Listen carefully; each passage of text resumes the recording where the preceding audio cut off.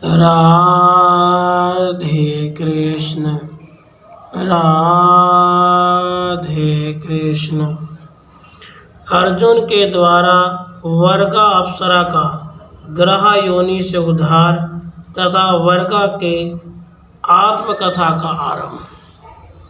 वैशंपायन जी कहते हैं, भरत श्रेष्ठ, उसके बाद अर्जुन दक्षिण समुद्र के तट पर तपस्वी जनों से सुशोभित परम पुण्यमय तीर्थों में गए। वहाँ उन दिनों तपस्वी लोग 5 तीर्थों को छोड़ देते थे। ये वे ही तीर्थ थे जहाँ पूर्व काल में बहुतेरे तपस्वी महात्मा भरे रहते थे।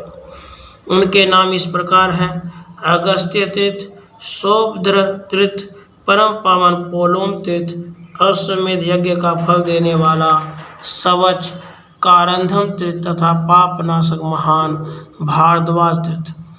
कुरुश्रेष्ठ अर्जुन ने इन 5 तीर्थों का दर्शन किया।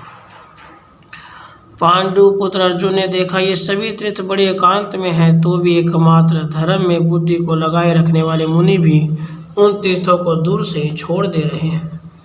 तब गुरु नंदन धनंजय ने दोनों हाथ जोड़कर तपस्वी मुनियों से पूछा, वेद वक्ता ऋषिगण, इन तीर्थों का परित्याग किस लिए कर रहे हैं?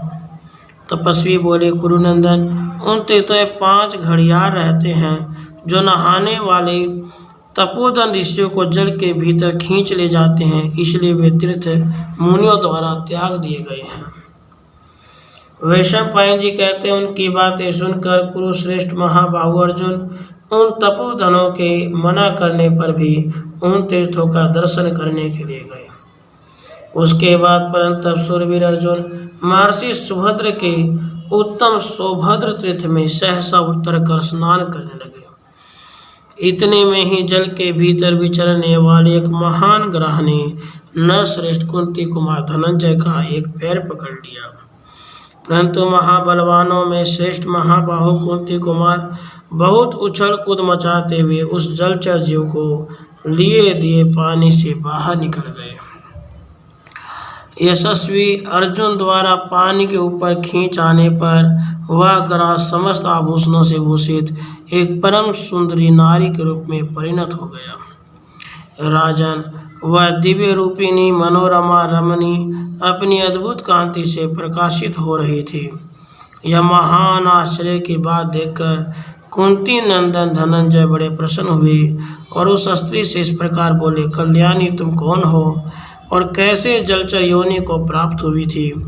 तुमने पूर्व काल में ऐसा महान पाप किस लिए किया जिससे तुम्हारी यह दुर्गति हुई?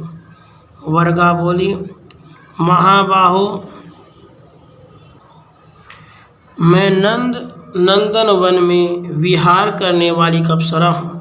महाबल, मेरा नाम वर्गा है। मैं कुबेर की नित्य प्रेयसी रही हूँ।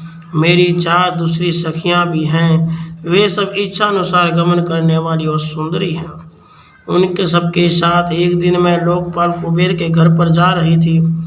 मार्ग में हम सब ने उत्तम वध का पान करने वाले एक ब्राह्मण को देखा। वे बड़े रूपवान थे और अकेले एकांत में रहकर वेदों का स्वाध्याय करते रहते थे। राजन, उन्हीं की तपस्या से वह सारा वन प्राण तेजों में हो रहा था। वे सूर्य की भांति उस संपूर्ण प्रदेश को प्रकाशित कर रहे थे। उनकी वैसी तपस्या और वह अद्भुत एवं उत्तम रूप देखकर हम सभी अप्सराएं उनके तप में विघ्न डालने की इच्छा से उस स्थान में उतर पड़ी।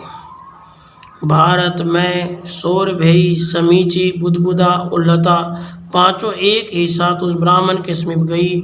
उन्होंने लुभाती हुई हंसने तथा गाने लगे, परंतु वीरवर उन्होंने किसी प्रकार भी अपने मन को हमारी ओर नहीं खींचने दिया।